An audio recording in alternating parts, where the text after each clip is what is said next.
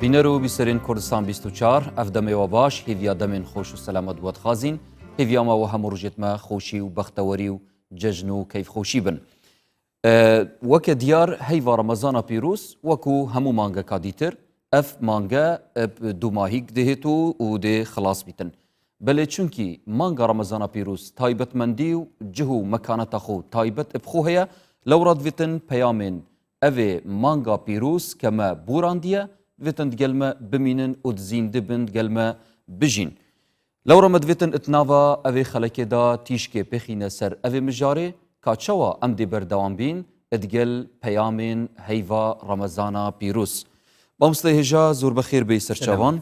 û me divêtin em biçîne ser vê mijarê ke behsa wê çendê bikeyn her tiştekî însan jiyanê da diketin armancekî ya bû hey an ku gayetek û hedefek ya bû wê çendê hey. Belê bûçî hemî car نتیجه گرنگتره الوی غایتی و الوی هدفه. بنای خوای بخشنده مهربان. بابتی چون دلن نیت و کار. بله. همو کاریک نیتی کی پیوسته ولی مگر نیت کد بتنیا هبو کار کنکی نگات. کواته اشتکی تریشه پیوتره آمانجو انجام. بله. کاته تو لهر کاریک آمانجه کیه. خلق کبر رجوع دبی آمانجه کیه. الله خدا لیم خوش بی. نوش دکات الله بوی خدا لیم خوش بی. کاریک دکات بو اوی چون دله لە پێناوی خوددا دەڵێ ئەم کارە دەکەم ئەمە ئامانجەکەیە بەڵام ئایا لە ئەنجامدا ڕوود ئەدەدا ئایا لە ئەنجامدا ئەو ئامانجەی کە هەی بوو دێتە دییاننا ئەمە گرنگە دەبێت دڵنیابێ لەوەی ئەو ئامانجا دێتە دی چۆن چونکە خوا لە قورئاندا بینی زۆر تاکید دەکاتەوە لەسەر مەسەلەی کۆتاییەکان یعنی چۆن لە قورئاندا ناوی ناوە عاقیبە لە قورئاندا زۆر دەبینی کە وشەی عاقیبە دێ خوددا لە قورئاندا دەفەرمێ وەالعاقیبەت للتقوى بله يعني چون عاقبه دواجار وكو بڵێ ئەنجام یا با بڵێ کورد لە کوردەواریدا یەکێک کارێک دەکات دەڵێ عاقبەتی خێر بێ یعنی زۆر دڵنیا نەبێ دەڵێ ئەم کارە بەخوا نازانم چۆن عاقبەتی خێر بێ یعنی ئینشاڵڵا کۆتاییەکەی بە خێر کۆتایی بێ کەواتە هەمیشە ئێمە حەز دەکەین هیوامان ئەوەیە و دوعامان ئەوەیە ئیشەکانمان کۆتاییەکەی بە خێر بێ چونکە زۆر کەسمان خۆبینیوە نوێژی کردووە ڕۆژوی کردو خوداپەرستی کردو دوای وازی لێ هێناوە وایە کەواتەوە عاقبەتەکەی خراپە یا بینیمانە هەیە نوێژەکە و بەڵام هیچ خێرێکی بۆ ئینسانیەت نییە لە شەڕ زیاتر ئەڵێن ئەوە نوێژی شەکە خۆ ئەم خەڵکەی ئێمە ڕۆژانە ئەیبینین فڵانە کەس بەم ڕەمەزانە ئینسانە کوژێ ئەو نییە دوای لێشێ پرسی ئەڵێ نوێژم کردووە ئەی ئەمەد بۆ کوشت ئەڵێوە لە تۆڵەی فڵان و نازام چیوانەوە بەستم چی بوو مەبەستم ئەوەیە کەواتە ئەم ئینسانەی کە خوددا دەپەرستێ دەبێ ئەم ڕنگدانەوەی هەبێ لەبەرەوە زۆر گرنگە خوددا باسی عاقبە دەکات عاقبە یعنی چی عقوبە جایە لە عاقبە بله عقوبەش هەر عاقبەیە هەندێک لێک نزیکی هەیە عقوبە و عاقبە عقوبەش هەر عاقبەیە بەڵام لە سزایە بەکارهێنرێ بۆ شەڕ بەس عاقبە بۆ خێریش دێ و بۆ شەڕیش دێ عاقبە یعنی کۆتاییەک بە خێر دێ و کۆتاییەک بە شەڕ دێ ئەمە زۆر گرنگە بۆیە گوتراوە والعاقبة للمتقين وانە کۆتاییەکان دوا ڕۆژەکان بۆ ئینسانی پارێزگارە لە هەمان کاتدا خوددا دەفەرمێ بۆ خراپەکارانیش هەروە دەفەرمێ فانظر كيف كان عاقبة المجرمين بڕوانە کۆتایی تاوانباران چۆن بوو فانظر كيف كان عاقبة المكذبين فانظر كيف كان عاقبة المفسدين فانظر كيف كان عاقبة المنذرين ئەمە بۆچی هەمووی خوددا دەفەرمێ فانظر بە ئێمە دەڵێ بڕوانن کۆتایی ئەوانەی پێغەمبەرانیان بە درۆخستەوە چۆن بوو بڕوانن کۆتایی ئەوانەی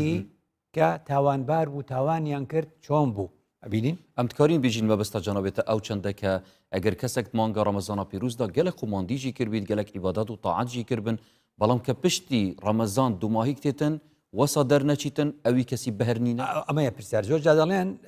فلان و فلان ڕێکەوتنامەیەکیان کردووە دوای ئەڵێن ئەو ڕێکەوتنامەی لە واقعدا ڕەنگی نەدایەوە مادام ڕەنگی نەدایەوە ئەوەی تر وەکو ئەڵێن لە کوردەواریە ئەڵێن ئەوە هەر مەرەکەبی سەر کاغەز بوو ڕەنگی نەدایەوە بۆیە خوددا لە قورئاندا دەفەرمێ زۆر جاریانی ئەم باسەدێکە کەسێک کارێکی کردووە کارێکی ئەنجام داوە بەڵام بەو ئەنجامە نەگەیشتووە ئەو ئامانجی ئەو هەوڵی بۆ داوە بەو ئەنجامە نەگەیشتووە بۆیە خوددا لە قورئان دەفەرمێ وەکانە عاقبة أمرها خسرة وكان عاقبة أمرها خسرة کەچی بینی کۆتایی کارەکەچی دەرچوو زیان و زەرەرمەندی و خەسارەتمەندی دەرچوو خۆ ئەو بەڕاستی بۆ خەسارەتمەندی نەچوو بوو بەس ئەنجامەکە وا دەرچوو کەواتە ئامانجی هەبووە قازانج بکە کابرا بازرگانە ئامانجی هەیە قازانج بکە بەس ئەنجام خەسارەتمەندی بوو بۆ لێرە ئەڵێن هەڵەیەکێ هەموو کەس دەزانێت لێرە هەڵەیەکێ بێ و هەڵەیە بدۆزینەوە کەواتە زۆرێک لە ئێمە کە خەڵک ئەم پرسیارە دەکا ئەڵێن 195 و کۆمەڵگە مسلمانە ئەڵێن ئەم ئومەتی ئێمە شکر نوێژەکات ئەڵێن ئەم گەلی کوردە شکر بۆخوا سەری بچێ نوێژی ناچێ بەس لەو لاشەوە تەماشاکەی کۆمەڵێک صفەتی خراپێ هەرۆک و خۆی ئەمێنێ ڕەمەزان دێ و نوێژ دێ و حەج دێ و عومرە دێ و چی دێ کەم کەس هەیە بگۆڕێ خودداش مەبەستی لە گۆڕینەکەیە خودداش مەبەستی ئەوەی ئەم ئینسانە خۆی بگۆ ئاخفتنەکە مامۆستا بێژن مانگا ڕەمەزانە پیرۆز مینە قوتابخانەیەکێ مرۆڤان تێدا پەروەردە دکات و ڕاهێنانان پێ دکەن بۆ 11 مانگên دیتر ئەف ئاخفتنە چەند سەدەخۆ هەیە ڕاستە کەواتە ئێمە ئەگەر لە 11 مانگەکەی دیدا ئەنجام و وەکو جۆڵی دەست ینی چۆنەڵێ کاریگەریەکانی ئەو مانگەمان نەدۆزیەوە هەر پێغەمبەر وای فەرمووە هەر پێغەمبەر وای فەرمووە کەواتە ئەگەر کاریگەری ئەو مانگە دەرنەکەوێت بەسەر 11 مانگەکەی ترا گرفت دروستە بێ یعنی ئەو چۆن دەڵێن ئەو شتەکەوتە ژێر پرسیارەوە دەڵێن ئەو شتەکەوتە ژێر پرسیار پیاوێک زۆر باشە دەڵێن ئەم ئینسانە ئینسانێکی زۆر باشە یەکێک لە باشیەکانی ئینسان ئەوەیە هەوڵدا چەندە دەستی ئەوانیە بەس ئەبێ هەوڵدا خۆ مناڵەکانیشی باش بن وایە یعنی ئەوەی لە دەستی ئەوایە هەوڵدا باش بێ بۆیە ئەبینی خوا سوبحانەهو وتەعالە کە باسی ئیبراهیم دەکات سەلامی خوای لەسەر ئەڵێ ئیبراهیم چی کرد ئیبراهیم کە پەیامێکی هەبوو بۆ مرۆڤایەتی خۆی وەفاتی کرد کە خۆی وەفاتی کرد نەهێشت پەیامەکەی بکوژێتەوە وجعلها كلمة باقية في عقبه عقبة في عقبه كواتا أو نويتو كركانيتو مكتشكانيتو منالكانيتو أو عقيبتون كواتا إنسان أبيني هستي كرد أما بياميكي قوريا بمردني خوي كوتاي بيدي وجعلها شي كلمة توحيد ويكتا برستي وخدا برستي وخدا ناسي شي لكرد وجعلها كلمة باقية في عقبه جال بروا كل كردواري اشتكي بيلان تشي وانيا خوریەکە دێنن دەیڕێسن وانە لە ئەنجامدا زۆر جادەڵێن فلانە کەس ئیشەکەی وڵات تێکدا ئەڵێ بۆ ئەڵێ وەڵا هەموو ڕێسەکەی کردەوە بە خوری یعنی ئەوەی ڕستەشیخ و هەڵوەشان گەڕایەوە ئەمە خدا لە قورئان باسی کردو خدا لە قورئاندا دەفەرموێ دەربارەی ئەو کەسانی کە ئیشی باش دەکەن ئەوێ کەوتە خدا دەفەرمێ ولا تكونوا ئێوە وا مەبن ولا تكونوا كالتي نقضت غزلها من بعد قوة أنكاثا من بعد قوة أنكاثا ئێوە وەکو ئەو تەشی ڕێسە نەبن کە خوریەکەی ڕێسا بەڵام دوای بەجێ هێشتەوە هەمووی گەڕایە و جارێکی تر بۆ بەخوری هیچی نەکردمانەی کەواتە زۆرێک لە عیبادەت ئاهای لێدێ زۆرێک ڕۆژوو وای لێدێ زۆرێک نوێژ وای لێدێ زۆرێک حەج و عومرە ئاهای لێدێ بەلێ خفتنەکەی مامۆستا بێژن هەر کارێک جێخۆ ڕەمەزانێ مەکار و عیبادەت کرد بەڵام پشتی ڕەمەزانێ نەمەرجە ئەم وەک ڕەمەزانێ بین حتمما وەک ئەو نابێ بەڵام لە عینی کاتیشا وەکو بڵێ خوددا وای نەفەرمووەکە بڵێن هەر شتێک لە جێی خۆی هەر شتێک لە جێی خۆی ئەمە هەڵەیەکی زۆر گەورەیە زۆر جار دەوترێ زۆر جار دەگوترێ هەر شتێک لە جێی خۆی ئەو شتە جوانەوە ڕەنگە تعریفی حکمت بێ بەڵام هەر شتێک لە جێی خۆی یعنی لە ڕەمەزانە عیبادەتەکەین لە دەرەوەی ڕەمەزانە غەشەکەین ئەبێ نابێ کەواتە بێباوەڕان ئەوەیان دەویست دەیانگوت لێمان گەڕێ یعنی بێباوەڕان چی دەڵێن بە شوعیب دەڵێن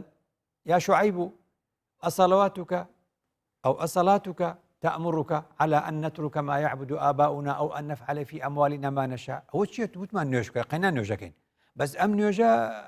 شيء الله والله أو بكنوا أو مكنوا أقدار بنو بار خراب سرف مكنوا باري خلق مخونوا أم شيء آخر أو درنجامي نيوشكية كأو نبي سوري نبي جابوا يا خدا فرمي إن الذين قالوا ربنا الله ثم استقاموا استقامة بكردي يعني بردوامي يعني بردوام بون لسريو طول من قيام الليل لكم هيك كتير من إحياء الليل لكم يا قيام الليل كي بكردي يعني قيام هستانوية كأنه شو نستوتو حليسينيتو قيام يكيب كأنه إحياء دكيتو الزندوي دكيتو وكواتا أوي كناودنا شو بيداري وشو نيوج هم قيامه وهم إحياءات أما بوبا ماي أوي تو لجيانتا هميشا كسيكي رازقوبي كسيكي چالاک بی لەنێو خەڵکدا و خزمەت بە خەڵک پێی لە هەمان کاتیشدا کەسێکی زیندوو بی کەسێک بی ڕێز دەژیان مانگا ڕەمەزانە پیرۆز مامۆستا ئەجوایەت ئیمانی و ڕۆحی گەلک بلند و بەرز بن یعنی نابینی بزەحمەتە پشتی ڕەمەزانیژی ئەف حاڵەتە هەر بەردەوام بیتن بەمەعنا نابێ وابێ بەدڵنیایی هەر شتێک وەکوتم مەوسیمی خۆی هەیە بەڵام ئاسەوارەکانی دەبێت دەرکەوێ هەمیشە من وام گوت یعنی ڕەنگە لە ئەڵقەیەکە وام گوت بێ وتم کەسێکە بە ڕۆژوو دەبێ ئەرکی کەسی وتم ئەرکی کەسی بە ڕۆژوو بوو ئەرکی کەسی بە ڕۆژوو بوو ئەوە نییە لە ڕەمەزاندا بگەڕێ تەماشا بکە چێ نان دەخوا وەکو مراقب بزانێ چێ بە ڕۆژوو نییە ئەرکی مرۆڤی بە ڕۆژوو بوو ئەوەیە لە 11 مانگەکەی تردا بگەڕێ چێ نان نییە بیخوا مەگەر بۆ ئەوە نەبوو توێناڵی بۆ ئەوەیە کە هەز بە برسێتی هەژارام کە ئەو ئێستش تێرە و دواش هەر تێرە و هەگەی لە هەژار نییە وانە کەواتە خوددا کە مەوسیم دادەنێ ڕەحممان پێ دەکات دەڵێ مانگێک دەڵێ ڕۆژێک دەڵێ حەج چەند ڕۆژێکە دەڵێ ئەوە مانگێک بە ڕۆژوو بن دەڵێ نوێش چەند دقیقەیەکە بەڵام بۆ ئەوەی لە چەند دقیقەکەی تر و لە چەند ڕۆژەکانی تردا ڕنگ بداتەوە من ناڵێم ئینسان ئەبێ هەموو ڕۆژێکی ڕەمەزان بێ ناتوانێ وا بکە بەس ڕنگدانەوەکەی ڕنگدانەوەی بابەتەکان ئێستا تۆ مامۆستای لە پۆلێکە چەند قوتابیت هەیە لە سی وانە کەوانەکانیان پێ دەڵیتەوە دوای کە ئیمتیحانیان دەکەی چەند کەس ناجح دەبێ ناجح دەبن بەس چەند کەس 100 وەردەگرێ چەند کەس 90 وەردەگرێ و چەند هەشتا و چەند کەوتووە ئەو نەتیجەیە ئەو نەتیجەکە و ئەنجامەکەیە کەواتە ئامانج لەوەی ئەمانە هاتوونەتە قوتابخانە ئامانج ئەوەیە هەمویان 90 و 100 بێنن بەس دوای نایهێنن کەواتە تۆ مادەکەت هەموو ماندوو بووی هەمووت پێگوتن مامۆستایەکی ئاینیش وایە ڕۆشنبیرێکیش وایە مامۆستایەکیش وایە بەڵام دوجار بە پێی توانای قوتابیەکانە لەبەرەوە خەڵک ئەبێ ئەگەر بێوێ بە بەردەوامی 90 بێنێ و 100 بێنێ ئەبێ ڕۆژەکانی دیکە ئاسەواری ڕۆژوی تا دەرکە دەستێتت خوش بەمسە بەرز هەر سەبارەت ئاختنی جەنابێتە ئەف پرسیارە هاتی ئاراستەکردنجی بۆ بینەرین بەڕێز ئەلشارین کوردستانê ئەرێتە çi hîvî heye ku Remezana pîrûz karî bîtin raftarên me dîf Remezanê biguhrîtin berif baştir bibetin. طبعا ئەوەی کە لە مانگی ڕەمەزاندا هەبوو لە ئێستادا نییە توانین بڵین کە لە ناو مانگی ڕەمەزان خەڵێکی زۆر گرنگی بە نوێژکردن و تاعاتکردن و خێرکردن دەدا و یارمەتی یەکتریان دەدا و مزگەوتەکانش قەرەباڵغ بوون بەڵام ئێستا کە کەوتونەتە مەسەلەن دوای ڕەمەزان کە بەڵام ئێستاکە ئەو قەرەباڵغەی مزگەوت ئەو خێر و بێرە نابینینەوە ینی خەڵکەکە هەر لە مانگی ڕەمەزاندا زیاتر گرنگی بە تاعەت و ئەو مانگە دەدات بەداخۆ ینی کە ئێستا نەوەکی دەبینی پاش ڕەمەزان ینی نەوەشکە دەبینەوە یعنی ئەو میلەتەی مەکە دەبینی کە ڕەمەزان دادێ یعنی نەوەی ئیستیغلالەش پێوە دیارە هەست دەکەی کە شتەکان گران دەکەن ئەو شتانێک کە پێویستە گرانی دەکەن ینی بەداخەوە ینی کە خۆمانیان بە مسلمان دەزانین بەس مع الأسف مسلمان نابێ و هابیتن ئەگەر ڕەمەزانی ئێستا وەکو ڕەمەزانی ساڵانی پێشووتر بۆیان ڕەمەزانی سەدەکانی پێشتر بووە من ئومێدم کرد زۆر گۆڕانکاری بە مرۆڤەکان بەخشیە لەبەرەوەی من بەداخۆڵم کە نوێژ و ڕۆژ و تاعەت ئێستا تەنها شتێکی ڕۆتی نییە تەنها شتێکە کە بۆ ڕەمزی یان بۆ عیبێ یان لە ناچاریە ئەگەر بۆ خوا بووە ئەگەر ئەو شتە لە دڵەوە بووە بۆ نمونە ئێستا ینی مرۆڤاتی بۆ شێوێ ناگۆڕاکە ئێستا گۆڕاوە لەگەڵ پێشکەوتنی تەکنۆلۆژیا و نازانم ئەم جۆرەشتانە ڕاستی هەیڤە ڕەمەزانێ پیرۆزە لازمە نەبەست هەیڤە ڕەمەزان بخوا بگۆڕێت لازم بخوا بگۆڕێت پشتی ڕەمەزانێکی سەروی ئەسلوبی مینێت ئەسلوبی کاچا بڕ سەر چەت یە باش بێت یە قەنجی مرۆڤ بکەت شولێت باش گەل فەقیر و جارە دەستە فەقیرا بگەل گەل فەقیرا بکەت ئێوسا خەڵک بەردەوام بێت نەبەست هەیڤە ڕەمەزانێدا بێت مەتی بیا باش خەڵکی جاوەداری بمینێ سەروی ئەسلوبێ بەردەوام بن ڕەمەزۆن هەر ڕەمەزۆنە برا خەڵکی بۆش بێت هەموو دێ بۆش بێت ئینە بۆشی بێت و ڕەمەزۆن دێ چلێ کرد هەموو هەر هەیف هەمیەت خودێنە و بەشەرجی هەمی خودێ چێگیری و ڕەمەزۆن دێ چل بەشەری کرد هەمووی بۆش بێتن دێ بۆش بێتن ئەو مانگەی ڕەمەزان بە دڵنیاییەوە مرۆڤەکانە گۆڕێن گوناهەکان کەمە بنەوە تاوانەکان کەمە بنەوە بەڵام کێشەکە لەوەیە لە دوای ڕەمەزان هەندیسان ئەکەینەوە بەخۆشمانەوە ئەکەینەوە سەر هەمان گوناه و هەمان تاوان کە ڕۆژانی ئاسایی کردومانە بەڵام لانی کەم مانگێک لە ساڵێکە کە گوناهەکان کەمتر بێتەوە باشترە. بەێ بینەرن بەڕێز سوپاس بوو بەشداربوویان کە ڕاوسەرنجین خۆ ئاراستەی مەکرین سەبارەت ئەو پرسیار هاتی ئاراستەکردن مامۆستای بەڕێز پشێوازێکی گشتی ئاختنیوان بەڕێزانە هەندێکە هەر تەمەنی بوون کە هیڤیاوان ئەوە ڕەمەزان کاری بیتن کارتیکردنی لوان بکەت و هەندێک ژیت بێژن نەخێر ڕەمەزان ژی وەکو هەموو مانگەکە دی ترە و یان هیچ کارتیکردنێکی ناکەتنە کە ئینسانی باش بیت یە باشە ڕەمەزانی و پشتی ڕەمەزانیژی پشێوازێکی گشتی مەدوێتن بەحسا نوێژ و ڕۆژیان بکەین ئایا نوێژ و ڕۆژی دیدا زانا و عارفین کووردا چاوە بەحسا وان بوارانە کریە بەڵێ سید عەبدوڕەحیمی مەولەوی تاوگۆزی شعرێکی هەیە لەسەر ڕەمەزان بەڵێ شعرێکی جوانی هەیە لەسەر ڕەمەزان لە کۆتاییەکانیە لە ناوەڕاستەکەیان بەرەو کۆتاییەکەی دەڵێ ساقی ساسەد جار وە نازت نازوو وردەر وە کوڵبانگ سەدای وەم تازوو. ئەوێ بڵێ چی؟ مانای زۆر لێکراوت. من دەقی زیندوو قسەیەکی جوان هەیە دەڵێن دەقە زیندووەکان زیاد لە مانایەک هەڵدەگرن. هەر دەقێک زیندوو بێ زیاد لە مانایەک هەڵدەگرێت. قسەکانی ئەم عارفانەی کوردیش زیاد لە مانایەک هەڵدەگرن. دەڵێ ساقی ساسەد جار وە نازت نازوو وردەر وە کوڵبانگ سەدای وەم تازوو. یعنی ڕەمەزان مەتحەکا و ڕەمەزان خۆشە. لێرەدا چ دەڵێ؟ یعنی دەڵێ لە شعری عارفانە ساقی هەندێک جار لەگەڵ خوددایە ئەوە من ڕەمزە. چونکە ئەو شتت دەداتێ و تیونەتی دەشکێنێت تیونەتی ڕوحی تۆ دەشکێنێت لەجار خوددا ساقیە. هەندێک جار شێخەکەت هەندێک جار ئەو کەسێک کە مامۆستای توێ پێدەوترێت ساقی. جا ئەم ڕوو دەکاتە ئەو ساقیە. دەڵێ زوو بانگێ بدە، زوو هاوارێ بکە، زوو نیدائێ بکە، کۆتایی بە ڕەمەزان بێنە. کۆتایی بە ڕەمەزان بێنە. ژبەر بێزاریان نهێنی دی هەن. ئەو پرسیارە جوانە. بانگێ بدە کۆتایی بە ڕەمەزان بێنە بە سەدای چی؟ بە هاواری بە بانگی سەدای چی؟ وەمتازوو. وەمتازوو لە ئاەتی سوورەتی یاسین وەرگیراوە. وەمتازوو اليوم أيها المجرمون. یعنی مەولەوی دەڵێ ئەوە ڕەمەزان و خەڵک بە ڕۆژوە. ساقی تۆ بانگێ بدە با ڕەمەزان کۆتایی پێبێ بە سەدای وەمتازوو. چۆن لە قیامەتدا خوددا دەفەرمێ وەمتازوو اليوم أيها المجرمون. ئەی تاوان باران بچنە ئەولا، ئەی پیاو چاکان و ژن چاکان وەرنە ئەملا. تۆش بۆیە دەڵێم تەواو بە تا بزانم دوای تۆ دوای ڕەمەزان چێن ئەوانەی ڕازگۆ بوون لەگەڵ ڕەمەزان. ئەمەوێ ئەوە ببینم. بینیت قسەیەکی چەند جوانە؟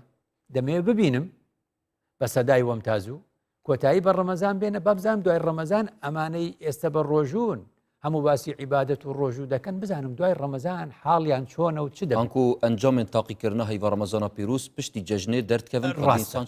ڕاستە. کەواتە لێرە جارێکی لەسەر ئەم شێوازە بە ڕەحمەت بێ مامۆستا ئەحمەدی موفتیزادەش شعرێکی هەیە دەڵێ مزگانی یاران ڕاخرا دیسان سفرەی ئیکسیرێ دێو کەرۆ ئینسان. یعنی چی؟ یعنی دەڵێ مزگێنی بێ موژدە بێ هاوڕێیان یاران چی بوو؟ ئەوە جارێکی تر دیسانەوە ڕاخرا. چی ڕاخرا؟ سفرەی ئیکسیرێ. ئیکسیر لە پێشێنان بە مانای دەوا دەرمان. پێشینان دەوا و دەرمانە. یعنی موژدە بێ یاران ئەوە جارێکی دی سفرەیەک ڕاخرا سفرەی دەوایە سفرەی ئیکسیرە سفرەی دەرمانێک ڕاخرا. ئەم ئیکسیرە ئەم دەرمانە چ دەکا؟ دێو کەرۆ ئینسان. دێو دەکا بە ئینسان. وەحش دەکا بە ئینسان.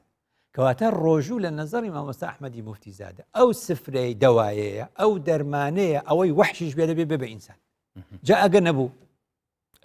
جا ئەگەر وەحشتر بوو جا ئەگەر قاتیلتر بوو ئاخرەمە هەمووی پرسیارە. عارفی کورد ئەمانەی زۆر بە جوانی زانیوە. مامۆستا وەفایی بە ڕەحمەت بێ 15 ساڵ کاتب و ڕاوێژکاری شێخ عوبەیدوڵڵای نەهری بووە. 15 ساڵ 15 ساڵ لە خزمەتی شێخ عوبەیدوڵڵای نەهری بووە. وەفایی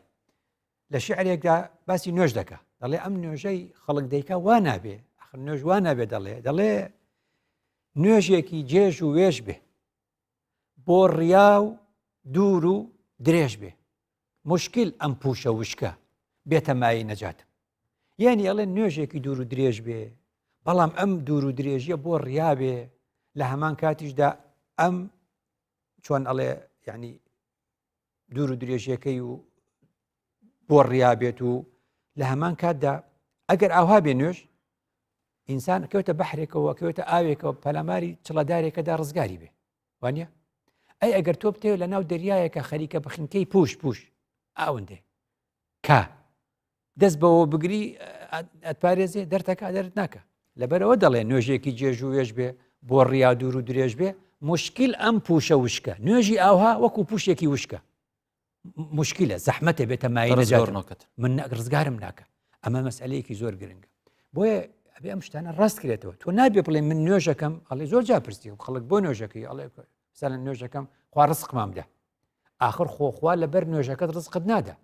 فەیلسوفی کورد دانای کورد باشتر بڵێم حەکیمی کورد دانای کورد پیرەمێرد لە شیعرێکا دەڵێ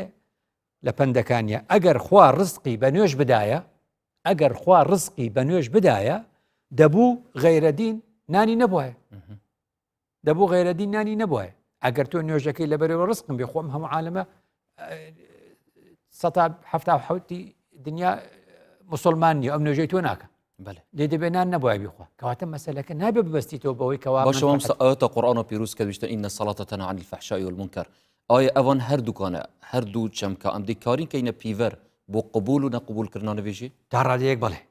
تا ڕادەیەک وەکو ئینسان چووکە غیب نازانین بەڵام دەزانین دەڵێن ئەو فلانە کەسە تۆ چەند جا بە خەڵکت گوتووە فلانە کەس یەکی لە تۆ دەپرسێ دەڵێ ئەو فلانە کەسە هاتۆتە داخوازی تۆ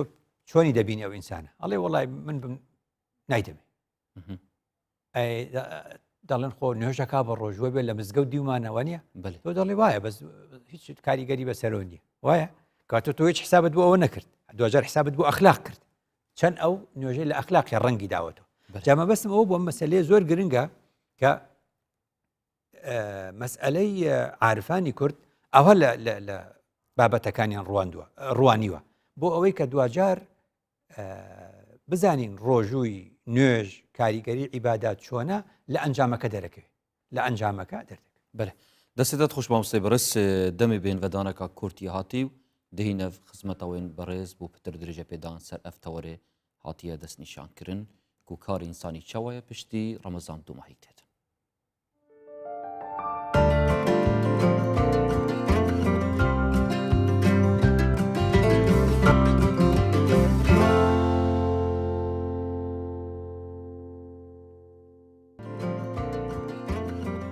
بله بینرین بەڕێز ئێکیش کارên سەرەکی و مە مسلمانت ناوە هیوا ڕەمەزانê de ئەنجام داینە نوێژ و تەراویح و ڕۆژ و گرتن بوو مامۆستا بەڕێز لەو ڕامەژی دوێت بزانین ئایا ئەو نوێژ و تەراویحên و ئەنجام داین مانگە ڕەمەزانە پیرۆزدا ئەرێ پێتڤە ئەم چه فێر ببین ئەلوێ نوێژکردێ وان تەراویحان خدا فەرمووی وەئەقیمی الصەلاتە لذیکری وەئەقیمی الصەلاتە لذیکری کەواتە تەفسیر خۆ دەزانی زۆرە ڕەنگە نزیکترینیان ئەوە بێ وەئەقیمی الصەلاتە لذیکری کە خدا داوا دەکات نوێژ بکە لذیکری منت بێتەوە یاد منت بێتەوە یاد کاتە کاتێک کە نوێژەکان زۆرە بن و ئەوانە مانە دەبێت لەگەڵ هەر نوێژەکە ئینسان خدای بێتەوە یاد بەس خۆ خدای هاتەوە یاد و خدای هاتەوە بیر چ معنای هەیە یعنی لەبەر ئەو خدایی کە لە بیری چوو بوو ئێستا هاتەوە بیری دەبێت ئەو کارە بکە کە ئەو خدای لی داوا کردو ڕبەلڤیانە خودیانجی ترسە خودی ئەمە پرسیارەکەیە کەواتە دەبێت ئەویش ئاستە ئەویش ئاستە یعنی ئاستی ئیمانی باڵا لەبەر ئەڤین و خۆشەویستی خدای ڕەنگە ئاستە نزمەکان لە ترسابێ ئەوەش هەیە زۆر جا دەچی بۆ بۆنەیەک بۆ شوێنێک خەڵکەیە خەڵک بە خۆشی خۆی و بە ڕغبەتی خۆی وەکو چۆن پیرەمێردی شاعر دەڵێ لاوان بە عەشقە چون بە بەرەو پیری مەرگەوە پێشمەرگە ئاستی جیاوازە وانە لە هەموو شوێنێکە وایە ینی ڕەنگە هەندێک وەکو بڵێ چێ بۆ شای لە لای ئەووا بێ ئەوەندە بە خۆشیەوە دەچێت بۆ بە ڕەنگار بێن دوژمن ڕەنگە هەندێکیش بڵێ غایبم دەدان یان فەستم دەکەن ئەمە هەمووی هەیە کەواتە دوجار لە نێوان ئەو دوو حاڵەتەدا مرۆڤەکان جیاوازن ئەوەی باست کرد ئەوەیە خدا فەرمووی ئین الصەلاتە تەنها عن الفحشاء والمنکر کەواتە چ گوناهی گەورە بێت چ گوناهی چی بێت چۆن دەڵێ شتە نامۆکانی نێو کۆمەڵگە بێت دەبێت نوێژ لەم شتانە بە دوورمان خاتەوە ئەم قسەی زۆر ساکارە بەڵام بۆچی ئەبێ زۆر بیڵێنەوە بۆ ئەوەی کە هەر یەک لە ئێمە ئاگاداری ئەوە بین کە نوێژەکانمان عیبادەتەکانمان ببێتە مای ئەوەی کە خوددا وای ویستووە ویستوێتی ئەم کارە لە پێناوی مرۆڤایەتی دابێ نوێژ بۆ خوددا دەکەی خوددا دێتەوە یاد ئێدەی خوددا دەفەرمێ بۆ ئەوەیە کە تۆ زیان بە خەڵک نەگەین فێرکردن و پەروەردەکە بوو کارێکی ڕاستە چونکە تۆ بەمە بۆ نوێژەکەی وەڵام من مسلمان ئەی مسلمان چی بوو المسلم من سلم الناس من يدي ولساني مسلمان ئەو کەسەیە کە خەڵک لە دەست و زمانی ئەمین بێت جا خەڵک لە دەست و زمانت ئەمینە ئەڵێن ئەدەیتر ئەو چی بوو ئەمانە هەمووی پرسیارە یعنی ئێمە ئەمڕۆ پێویستیمان بە ئیسارەکردن و بە وروژاندنی ئەم پرسیارانێ بۆی هەر یەکەمان لە لای خۆمانەوە لە ئاستی خۆمانەوە خۆمان بخینە ژێر پرسیار ئەوە چونە ناو نوێژ ئەوە چینە ناو نوێژە وا نوێژەکەین تۆڵێ الحەمدولله رب العالمین ئەخر بێ ئەم رب العالمینە بیری خست بێتەوە کە خوددا رب العالمینە ئەم قسەی هەموو کەسەی زانێ بەس بە عەمەلی نایزانێ ینی چاو مامۆستاکە بە عەمەلی و لە کرداریە نایزانێ بە کرداریە وای لێ هاتووە ورد دەڵێن رب العالمین بۆتە چی بۆتە رب المسلمین لەناو ڕب المسلمینیش بۆتە ڕەبی فلان حیزب و فلان گروپ و فلان جەماعەت بە بەڵگەی ئەوەی کە هەر گروپێک و هەر مەجموعەیەک ئەبینی دوعاکە داوا لەم خوددایەکە لە خوددای فلانم بۆ لەناو بێ سە سعودیە لەگەڵ یەمەن شەڕێتی وانە ئێران لەگەڵ خەلیج شەڕێتی فلان لەگەڵ ئەو شەڕێتی یعنی تورکیا لەگەڵ سووریەکانە شەڕێتی هەمووشان هەر ئەو خوایە دەناسن هەو داوە لەو خوایە کە ئەوی بۆ لەناوبەرێ ئەوش داوە لەو خوایە کە ئەوی بۆ لەناوبەرێ لە بیریان چوو خوددا هی ئەویشە و هی ئەویشە نە بە قسەی ئەو دەکا نە بە قسەی ئەو دەکا وانە ئەوانە ئەسبابی تر هەیە لەسەر ئەرزە کەواتە گرنگە کە زانیت خوددا ڕەب العالەمینە خوددا جەبۆیە بینی زۆر جار بینەران یا با بڵێن ئەوانی بەشدارە بن هەموو دەڵێن من دوعاکەم بۆ هەموو ئومەتی محەممەد خۆ ئومەتی محەممەد هەر مسلمانەکە نییە بەڵێ وەختەکە مامۆستا بژن خودی وەک خالق خدای هەمانە بەڵام وەک تەیید و پشگیری یە مسلمانانە نا ببینی لە دنیادا وەکو چۆن ئەبینی ئێستا ئەوەی کە مسلمان بە کافری دانێ پێشکەوتونە وانە یعنی چۆن دەڵێ بەتەقواترین مسلمان ئەچێت لە ئەوروپا نەشتەرگەریەکە وانە باشترین شت کە ئەڵێ ئەو شتە بێنەوە یابانیە ئەوە زۆر گرنگە هی خۆمانی ناوێ هی وڵاتی مسلمانی ناوێ وانە ئەو بەڵگەی چییە بەڵگەی ئەوەیە خودای هەمووانە من مەبەستم چی بوو مەبەستم ئەوە بوو کە لە ناو نوێژە ئەڵێ الحەمدولله رب العالمین لەبیرت بێ کە خودای هەموو عالەمین نەکەر عالم خودای هەموو عالەمین کە ئەمەت زانی تێدەگەی بۆیە بێ لە دوعاکان من هەمووجاڵم بە مامۆستای ئاینیشم زۆر وتووە ئەڵێم ئەوە لە نوێژە لەسەر منبەر دوعاکەن ئەڵێن اللهم اغفر للمسلمین والمسلمات والمؤمنين والمؤمنات الأحياء ئەڵێم نابینم دوعای بکەن بۆ ئەگەر ئیسلامەتی باشە بەس ئێمە 123 دنیا مسلمانە ئەی بۆ دوعای هیدایەت بۆ 177 تر ناکەی وانە یا ئەڵێن خوایە وڵاتی مسلمانان بپارێزە ئەڵێم وڵاتی مسلمانان کامەیە ئەڵێن ئەو 57 خۆ ئەڵێم قەتەر 2 ملیۆن 3 ملیۆنە بەس 5 ملیۆن مسلمان لە فەڕەنسایە خۆ فەڕەنسا شتێکی لێبێ 5 ملیۆن مسلمان شتیا چێ خۆ 3 ملیۆن مسلمان لە ئەمریکا هەیە خۆ 5 ملیۆن مسلمان لە ئەڵمانیا هەیە کەواتە ئەم سەردەمە بەسەر چوو بڵێ چۆ وڵاتی مسلمانە مسلمان لە هەموو دنیا هەیە کەواتە بەهۆی ئەم مسلمانەشەوە نابێت تۆ خێرێکت بۆ ئەو وڵاتانە شەبێ دە دوعای خێر بۆ هەموو عالم بکە خدایە هیدایەتی هەموو عالم دە خدایە هەموو عالم ڕزقی هەبێ خدایە هەموو دنیا باش بێ خدایە هەموو دنیا ڕێ بکەوێتە ڕێی چاکە چکە خدا ڕەب العالەمینە تۆ دەیناسی وەکو ڕەب العالەمین بەس دوای بەس بە بچووک اینجا من شتی تر لەوە ناخۆشترم ئەبیستم جاری وایە گروپێک بەس دوعا بۆ جەماعەتەکەی خۆیەکە پێت بڵێم بە بەڵگەی ئەوەی کە یعنی لەناو نوێژاڵێن مالیکی یۆمیدین یعنی زانیت خدا مالیکی یۆمیدینە یعنی چی مالیکی یۆمیدین یعنی خدا خاوەنی ڕۆژی پاداشت و سزایە ئەی بۆ خەڵکە کوژی لێرە ئەی بۆ تۆ سزاکەیە دەی ئەگەر ڕاستەکەی خدا مالیکی یۆمیدینە دەلێگەڕێ بۆ یۆمیدین ئەخرا و قالبی جیهادی و تێکوشانیدا بۆچی جوێن بە فلانە کەسە دەی جوێنی پێت داوەتەوە بۆچی قسە بە فلانە لێ قسەی پێت گوتۆ دەی تۆش بیهێڵە بۆ یۆمیدین ئەگە بڕوات بە یۆمیدین هەبێ خۆڵە بڕوام هەیە بە یۆمیدین وانە ئەی ئەڵێ بۆچی خۆت تۆڵاکەیتەوە وانە کەواتە لە ڕووی زمان بڕوای هەیە بە مالیکی یۆمیدین کە خدا مالیکی یۆمیدینە بەس بە عملی وەختی خۆی تۆڵە دەسێنێتەوە وەختی خۆی شەقی خۆی داهاوێ وەختی خۆی چاوەڕێی محکەمە ناکا وەختی خۆی پەلەماری پۆلیسی هاتو شۆ دەدا و لی دەدا وەختی خۆی هەموو ئەم شتانە دەکا باشە بۆ ئەم شتانە ناڵی خدا هەیە بە لە یۆمیدین باشە لە نوێژە تۆ بە تاقی تەنیا نوێژێکی ئەڵێ ئیاکە نەعبودو خدایە ئێمە تۆ دەپەرستین دەبێ بڵێ ئێمە تۆتر ئێمە وتر نەعبودو وایە نحن ئەدەی یعنی ئێوە چێن وەگە پرسیارە لە نوێژکەری بکە بڵێ ئێوە چێن بێ زەحمەت مسلمان يعني يعني قەیناکە خۆ مەمنون بە هەموو مسلمانەکە بەس حیزبەکەی خۆی نەبێ تۆڵە عەقیدەت تەواو نیە ئەوەی تر فلانی ئەوە تەواو نیە ئەوڵێ ئەوەش عەریە ئەوە سەلەفیە ئەوە سۆفیە ئەوی تر قوبوریە ئەوی تر ئیمامیە ئەوی تر زەیدیە ئەوی تر قورئانیە ئەوی تر ئەوەیە خۆمانە هیچ دوعاکەمانە ئەی تۆ مەبەستت کە ئەمانەت هەموو دەرکردووە دەرئەکەوێ ئێمە قەسدی حیزبەکە و گروپەکەی خۆیەتی ئیاکە نەستەعین ئێمە بەس عەون لە تۆ وەردەگرین ئێمە چێ ئەبینی کەواتەمانە هەمووی جێگەی نەزەرە خدا حتمما مەبەستی هەموو ئەوە بووە ئیهدینا ئێ باشە داوای هیدایەتی ورد ئەەکەی لێرە بۆ چێ بۆ هەمومانە چین وانە کەواتەمانە هەمووی گرنگە کەواتە ئەگە تۆ پێت وابێ ئەویش خراپە دە دوعا بۆ ئەویش بکات تۆ بۆچی جوێنی پێدەدەی تۆ لە ناو نوێژای تەحیاتە خوێنی ئەڵێ ئەسسەلام عەلەینا ئێ باش ئەو عەلەینا تۆ و مەلائیکە و باش مەئموم و ئیمام و هەموو السلام علينا وعلى عباد الله الصالحين صلاة لشيء على عباد الله الصالحين إيه باشا تول أم عبادي صالحة وهرتونيت خلق تريش تياك واتا أواني دريش أقريتوا جابوا أوي إما أو سلامة من بركبه هەرچی نوێژ دەکرێت لە دنیا هەرچی دەڵێ و على عباد الله الصالحین با صالح بین بۆ ئەوەی بەر ئەو دوعای خەڵکە بکەین بله وانە ئەگەر ئەوێ پرسیارە مامۆستا ئاختنە جانەبێتت بیژتنەکە بکرێ پرسیار بوو کەسێکی کە باوەڕ وێ چەندی هەبیتن کە خوب تنی حساب بکەتن دەبیشتن باشەتە بیر کردیە کە مەوزوعی وەلا و بەڕائێ وێتن مرۆڤی وەلا بەس بوو مؤمنی و مسلمانی هەبیتن بەڕەعەتە خوش کافری بکەتن ئەمانە هەمووی قەلبیە لەما ئەو بابەتانیان بەڕاندۆتەوە وەلا و بەڕا مەسەلەیەکی قەلبیە مەسەلەی دڵە اینجا تۆ ئەگەر کەسێک بە دوژمنی خۆشت بزانی دوجار تۆ نابێ بۆچی هاتووتە تۆ ناڵێ من واریسی پێغەمبەرم پێغەمبەر درودی خوای لەسەر دەگریا ئەگەر یەکێ بەبێ باوەڕی بمردایە دەیگوت حەیف لە دەستم چوو وانە دەبێ ئاوا خەم بخۆی کاڵەن فلانە کەس مرد ئەڵێ کورە چاوی دەرەهات بەمرەوە و تاریکە سەڵاتە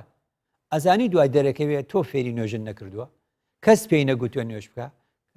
وەرخۆ لە وڵاتی مسلمان بخۆینە لە وڵاتی مسلمان و چێ قسەی بۆی کرد چێ گوتی ئەخرەمانە هەمووی جێگەی پرسیارە بۆیە مامۆستا ئەفۆن مەلای گەورەی کۆی بەڕەحمەت بێ لە بەرگی نۆی تەفسیرەکەیدا دەڵێ نوێژی ئێستا ڕۆحی نییە دەڵێ نوێژی ئێستا کەیە لەسەر چ بنەماوی ئاختنی سێری کردو لە ڕنگدانەوەی نییە لە ئەفعالە ڕنگدانەوەی نییە لە کردەوەکاندا بۆیە دەڵێ نوێژی ئێستا ڕۆحی نییە جارێکی تر هەر لە تەفسیرەکەیدا دەڵێ نوێژ بووە بە عادەت نوێژ بووە بە عادەت ئەمە قسەی مەلای گەورەیە کە لە 43 وەفاتی کردووە ئەو کادوای گوتووە لە 1943 وەفاتی کردووە کەواتە ئەمە مەسئلەیەکی یەکجار گرنگە ئەگەر ڕۆحی نەبێ نوێژ و ئەگەر نوێژ بێ بە عادەت و ڕۆحی نەبێ و خزمەتی ئینسانیەت نەکا نەبێتە خێر بۆ ئینسانیەت ئەو کاتە چی لێدێ ئەو کاتە ڕۆژوو ئەبێتە ڕێجیم وایە خەڵک ڕێجیم دەکا وەکو ڕۆژوو نوێژی دەبێ بە ڕاضە کە ڕوحەکەی نەماچی دەبێتە ڕاضە ئەگەر ڕۆژوش نەبێتە مای خێرگەیاندن بە خەڵک و تەقوا ئەوش چی لێ هات وەکو ڕێجیمێکی بڵێ ڕژیم و ڕاضەش دووکارین باش نینە باشن بەڵام خۆ داوای عیبادەتی کرد ئەمیان خودداوتی بە ڕۆژوو بن لەعلەکم تەتەقون ئەویدی خوددا فەرمی نوێژ بکەن ئین الصلاة تنهى عن الفحشاء والمنكر ئەوە قازانجا چۆن دەڵێ لاوەچیەکەیەتی بڵێ سوودی صحی و نازانم چی ئەو بابەتانە بەڵام ئەبێ نوێژ ئەمە بێماناکەی جا لەبەرەوە نوێژ ئەو نوێژەی نیوەڕۆ کردت ئەبێ لە دایک بیتەوە سەر لە نوێ لە دایکبوونەوەیەکی تازەیە تاوەکو عەسر ئەو نوێژی عەسر دێکی لە دایکبوونەوەیەکی تازەیە تۆ بێ مرۆڤێکی تازەبی تۆ بێ مرۆڤێکی تازەبی بێ گوناهەکانت پاک بوو بێتەوە ناڵێ بچی بۆ حەج و بگەڕێتەوە کە یەومن وەلەدەت و ئوم و پێغەمبەر دووری خوا لەسەر باشە حاجی کە لە حەج دێتەوە وەک ئەو ڕۆژەیە کە لە دایک بووە وانە بەڵام کە وەک ئەو ڕۆژەیە لە دایک بووە ئەی نابێت ژیانێکی تازەی لێ ببینین و دەست پێ بکات و خۆگەر وەک پێشووی کردی بوو لە دایک نەبووتەوە جارێکی تر لەبەرەوە مەسئلەیەکی زۆر گرنگە نوێژ ڕۆژوو حەج دەبێت لە دایک بوونەوەیەکی دیکەی هەمیشە بەدوات بڵێ دەستێتت خۆش مامۆستا بەڕێز دیسان بەشێ دوێ دادبوو کەسبوپاندا پرسیار هاتی ئاراستەکردن ئەرێت هەیوا ڕەمەزانە پیرۆزدا خەلک و بازار چەند تبدلێتە بوو بفەر بۆ بینەربین طبعا کە دەزانین هەموو مانگێکی ڕەمەزانان کە ساڵانە دێشتومەک زۆر گران دەبێت ینی ئەو خەڵکە بەتایبەتی دوکاندارەکان ڕاز ناکەن لەگەڵ مجتەمع و کۆمەڵگە و هاوڵاتیانی خۆیاندا کە هەرچەند خۆشیان پێ مسلمانە بەڵام ئیدی نرخەکە گران دەکەن ئەوە هیچ ساڵێکیش پێم وایە نەتوانراوە ئەو حکومەت یارە مەسەلەن ئەو وانەکات کە نرخانە زیاد نەبێت بەڵام ناتوانێت ینی زاڵ بن مسەیتەر بن بەسەریدا ینی پێ و دیارە خاصن لە ڕەمەزانی جاری و ینی هەندێک توون ڕەبوون و شتوای پێ و دیارە ینی زۆر سەیرە نازم ینی بەس لە ڕەمەزانان ژوەی لێ دێتن لە پاژێژ نۆژان دەبتۆ ینی وەش نەوعچکەی لێ دێتەوە زۆر سەیرە تا ڕادێکی باشە هەرچەنە مرۆڤەکان ئازادنەوەی تۆ لە ڕەمەزانە بیان یاخر لە ڕۆژەکانی تری ئاسایی بە هەر چۆنێکە سکەوت دەکەی بەڵام بە ڕای من ئەگەر خەڵێک هەموو کوردووەمە هەر کەسێکی تریش بێت ئەگەر تۆزێک زیاتر ڕەچاوی ڕەمەزانیم کردیانەک لەبەرەوەی کە ئەو کەسە باوەڕی بە نوێژنیان بە ڕۆژوونیان بە نازانم بەچی بەڵکو هەندێک جار پێی سەکاتۆ لەبەر خاتری ڕەفیقەکەر سەرپۆشێک بووی بەسەرتا لەبەروی ئەو مسلمان ئەو بە ڕۆژە ئەگە خۆشت بە ڕۆژ نەبیت و یعنی لە دڵیشەوە قەنەعەتت بەو شتە نەبێت بەڕای من مابوو یەشا لە ئاسی پێویستانە بوو والله خەڵکی حتا ڕۆدەکی باش بین یعنی هەکە فەکۆی ژار کە لەسەر فەقی دادگرتن یعنی مسەدا خەڵکێتکردن یعنی هەکە پێچە بیا تەحسین هەڵکردن خەڵکی یا یعنی پێ دی پێچە بینەخوا بله بازارجی راستی حدا که باش بی اون تش این گران بین والله لنده جی یعنی ارزان کردیم خالد ارزان کردیم صدا خالد کردن نجی راستی گران بین یعنی نشیا بین ارزان کن سعیان گران بین خود بازار چه بیشم خود نبدیم براستی بازار تشتی گران بینه گران کرین گالک اون تاجرا حتی یعنی حدا کی چوب جدا گالک خودی ئەمساڵ لە چاو ساڵانی ترە باشتر بووە توین بڵین بازار لە برێوی گران بێت جۆرێک لە هەرزانی پێوەدیار بوو خەڵک زیاتر گەرم و گۆڕ بوو زیاتر شتیانەکڕی بۆ ڕەمەزان شتیانەکڕی بۆ بەربانک بۆیە خەڵک و بازار ئەمساڵ باشتر بوو لە چاو ساڵانی ترە. سوپاس بۆ بەشداریە وان بەڕێزانە کە ڕاوسەرنجێن خۆ ئاراستەی مەکردین هەر ساڵ مامۆستا گلە و گازندێنمە و ڕەخنامە هەر سەبارەت و چندێک کە خەڵک نەبدلێمە بووە بازار نەبدلێمە بووە هیڤیا ماوە مەشیابیتن vê Remezanê min fayê werbigirîn û bikeyne wêzgehek bi xwe gorînê. Mamostê Beres xwedaperistî dema hête encamdan. Ekîd yanî gelek şêwazê xwedaperistiyê heyne. Bela me divêtin niha em bizanîn çi şêwazekî xwedaperistiyê et bercewandiya mirovatiyê daye. پرسیارێکی جوانە. ئێمە بەرپرسیارەتیمان لەسرە مەسئولیت و بەرپرسیارەتێکمان لەسرە شتەکان بەڕاستی بڵێن چونکە خراپە خەڵک بە ئومێد بکەیت و دوایش وا دەرنەچێ یعنی هەندێک شتێ زۆر وردەکاریتایە زۆر وردەکاریتایە پێویست بەواکە زانایان ڕۆشنبیرانی ئاینی وردی کەنەوە لەبەر ئەوەی کە خەڵک ڕۆژی قیامەت یەخەی ئێمە نەگرن بڵێن وڵا فلانە کەس ئاوای گوت بە قسەی ئەوم کرد مەبەستم چی بوو مەبەستم ئەوەی تۆ بیستوتە سەیری عیبادات کە پێغەمبەر درودی خوای لەسەر بۆ قسەکانی وردە ئەبێ وەکو خۆی ڕوونیکەیتەوە ئەفەرمێ الصەلەوات الخەمس پێنج نوێژەکە کورد دەڵێ لە فەرمودەکەەوەی هێناویانە دەڵێن هەندێک گوناه بە ئاوی دەستنوێژ دەڕوات ئەمە ئەبێ وردی کەیتەوە کام گوناه بە ئاوی دەستنوێژەڕوە خەڵک بکوژی بە ئاوی دەستنوێژەڕوە پارەی خەڵک بخۆی بە ئاوی دەستنوێژەڕوە مانەم پرسیارن کەواتە پێغەمبەر فەرمووی الصەلەوات الخەمس والجمعة إلى الجمعة باجنيا ورمضان إلى رمضان مكفرات لما بينهن بمرج مرجك أوي إذا اجتنب الكبائر بكردي كبائر بريتيش كواتا بيغمبر درودي خوای لەسەر فەرمووی نوێژ تا نوێژەکەیتر گوناهتانە بە ڕەمەزان تا ڕەمەزان گوناهتانە بە باش نییە ئەوجا فەرمووی نوێژی جومعەکەن تا جومعەکەیتر گوناهتانە بە باشە بەو مەرجەی ئیدە اجتنب الكبائر ئێوە کەبائر نەکەن کەبائر تەمان 1 2 3 4 5 ئەوەش مێردراوە هەرکەس عەدەدێکی داوەتی و زیاد و کەمەوە دوجار زانایان لەسەر ڕەیەک نزیکە بنەوە وای لێ دێ کەبائر جگە لە شەریک بۆ خوا پیاکردن و بێباوەڕی بە خوددا ئەو بابەتانە لە عەقیدە لە ئەم لایە دەکەوێتە حەق الناس ئەو شتەی کە مافی خەڵکە بەسەرتەوە هەموو زانایە لە ڕوانگەی قورئان و فەرموودەوە دەڵێن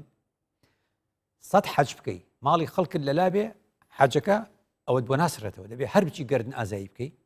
یا بچی ئەو پارێ بدەیتەوە بە خاوەنەکەی ئەبێت تۆبە بکەی لەو گوناهە جەمەستم چی بوو مەبەستم ئەوە بوو کاتێک بڵێن ئەو گوناهە بە دەستنوێژ دەڕوا گوناهێکە لە حەقی خوددا خۆی کردبێتت گوناه لە حەقی خوددا نوێژەکرد لە بیر چووە ئەستەغفیرڵڵا دەکەی تۆبە دەکەی ئیستیغفار دەکەی وانە خوددا لێت خۆش دەبێ ئەمە زۆر گرنگە مثلا پێغەمبەر فەرموویەتی العمرة إلى العمرة كفارة لما بينهما ئەو عمرەیە کردت تا عمرەکەی تر ناوەڕاستەکەی خوددا لێت خۆش دەبێ هەرچی بکەی ئەمە خراپە خەڵک وا تێبگا بەڵێ ئەوێ تکستە ئاینی زۆر گشتی بە حسابی چەندێکرا و مطلقی لەبەرەوەی کاتی خۆی سەحابە عاقڵ بوونە ئەم قسەیە بۆ ئینسانی عاقڵ کراوە تێگەیشتون کە ئێستا دێتەوە بەردەستی هەمومان لێرە پێویستی هەیە بەو وردەکاری ئەوسا سێریکەی چونکە پێغەمبەر درودی خوای لەسەر بە زمانی ئەوان قسەی کردووە و پێشەکی و پاشەکی و هەندێشتی لەلایەن پێشتر باس کردووە لە بیریان نەچێتەوە لا ئێمە خەڵک لە بیری دەچێتەوە لا ئێمە خەڵک لە بیری دەچێتەوە پێشەکیەکە چییە دەڵێ ئەو ڕەمەزانە بە ڕۆژ بە تا ڕەزم ڕەمەزانەکەی تر هەرچیت کرد خوا لێت خۆشە بێ ئەچوانە لەبەرەوە زانایان هاتون گوتویانە پێغەمبەر درودی خوای لەسەر قسەیەک ناکە پێچەوانی قسەی خوا بێ وایە پێغەمبەر جوانی فەرمووی ئەم شتانە لە شتە وردەکان و لە حەقی خودداش بێ قورآن تەیدا وێ خوتنێت کەتن بەڵێ خوددا فەرمووی ئین تەجتەنیبوو کەبائیرە ما تونهەونە عنه نكفر عنكم سيئاتكم ئێوە بەس بەلای گوناهە گەورەکانە مەچن ئێمە گوناهە بچووکەکانتان لێ خۆش دەبین و بۆتان دەپۆشین اینجا گوناهی گەورە چییە گوناهی گەورە خەڵک لای ئێمە بە هەندێک شت تێگە دەڵێ ئەوە ئیشراک بەخوایە ڕاستە دەڵێ ئەوە سیحرە ڕاستە ئەو فلان ئەمانە ڕاستن بەڵام هەر شتێک بە عیبادەت لا نەچوو لەسەرت کەبائیرە یعنی تۆ نوێژ بکەی بە ڕۆژووبی بچی بۆ حەج بچی بۆ عومرە پارەی خەڵکت لەلا بێ جەنابەت ئەوەش دەوێت چەندێ مامۆستا ئەگەر مرۆڤ پارەی کەسێکی ببێتن ئانکو ماڵی کەسێکی ببێت بێت بوو بزەڕینتەوە باشە کەسێک هەیە ماڵی گشتی خاریە ئەو دیچ خراپتر زۆر خراپتر ماڵی گشتی زۆر خراپە ئەگە من ماڵی تۆم خوارد ئەوەندە لێت دەپارڕێمەوە هەتا لێم خۆش دەبی یا بۆت پیاکەم یا بۆت قەرزەکەم بەس ئەوەی پارەی ماڵی گشتی ئەخوا کە دەڵێ ئەوەی حکومەت نییە ئێمەیە ئەوە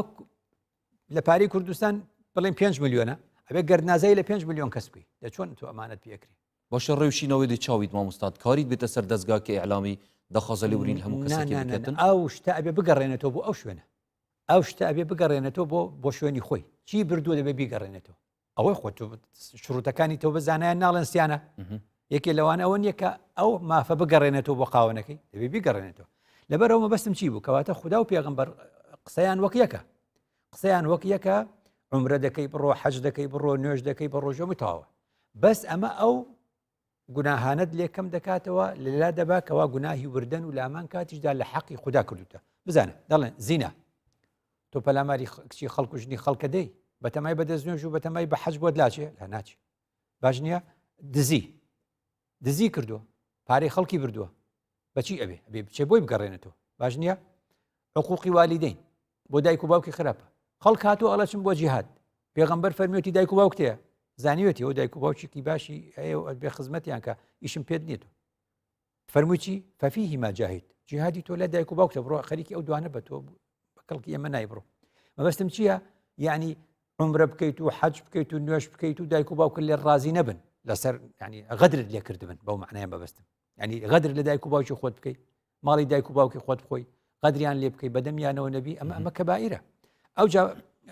قەتیعی ڕەحم یعنی حاشا بکەی لە هەرچی خزم و کەس و کارتە حاشای لێ بکەی بڵێ نییە و شتیوان نییە و بۆ ئەوی چیە بۆی پارێن نەدەی بۆی زەکات نەدەی بۆ ئەوی یارمەتیان نەدەی مانە هەمووی خراوەتە گوناهە گەورەکانەوە باشە ڕیبا پارادا بە خەڵکو و سوودە خاتە سەری و فایدا خاتە سەری ئەمە بە حەج پاکە بێتەوە ئەمە بە عمرە پاکە بێتەوە ئەمە بە ڕۆژ و پاکە بێتەوە خواردنی پارەی خەڵک خواردنی ماڵی هەتی و کە دەزانێ و ماڵی هەتیەوە ماوەتەوە ئەیتامە دەیخوا خواردنی ماڵی خوشک و براکان بە تایبەت خوشکەکان لە میراتە نایدا کوراڵێکا کە خوا ئەوەندەی بۆ داناوە دەڵێ نایدەم عیب نییە بە خوشکەکەی دەڵێ عیب ناکەی لە خۆ دەی بێ بۆ زاوە ئەو ئای پێ دەڵێ دەڵێ پارەکەی من دەبەی بەرە ئەوش نایدە ئەوێت ڤێگاوێت و ئاماژێ پێدەی مامۆستاڤە حقوق الناسن یعنی ڕێوشینێت خۆیتان خودی لێ خۆشتن بەڵام ئەگەر مامۆستا کارێکە بیتن حق الله بیت یان و مافێ رب العالمین بیتن بۆ نمونە کەسێک بیشتن ئەس نوێژە ناکەم بەڵام ساڵانە دەیچمە عمرێ ئایا خودی تعالی دلی حقی خۆ خۆش بیت نازانم ئەمانە وردەکاریەکەن ئەویان دەکەو ئەوەکۆ جەباسم کرد یەکێکە من بە ڕۆژوو دەبم نوێژ ناکەم هەندێکە لەوە عیبادەتی مستەقیلە ئەمانە خوددا نەبێ لە قیامەت نازانین بەس دەزانین لە دنیا وا نابێ ئێمە وەکو مسلمان دەزانین لە دنیا ئیش وا نابێ ئەویانەکەیت و ئەفتؤمنون ببعض الكتاب وتكفرون ببعض ئاوای لێ دێ بەس لە قیامەت خوا چ لەوە دەکەم من نازانم ئەوە ئیشی من نییە اینجا بێمەوە سەر ئەم شتانە غەیبەت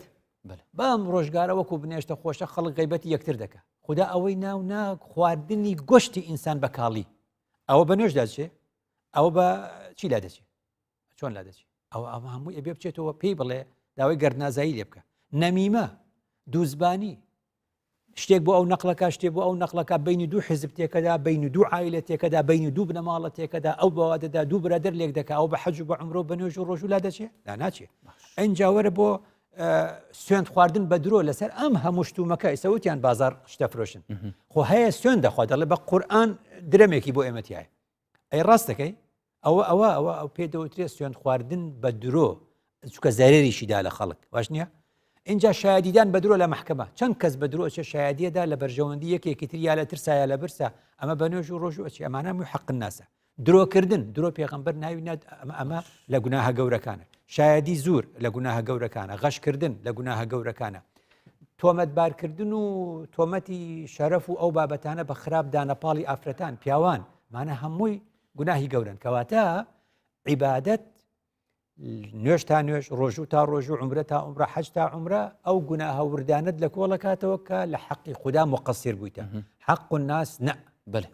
زۆر سپاس مامۆستای بەڕێز بوو پێشکەشکردنەوان هەموو ئاختنین پڕ جوان و جەوهەری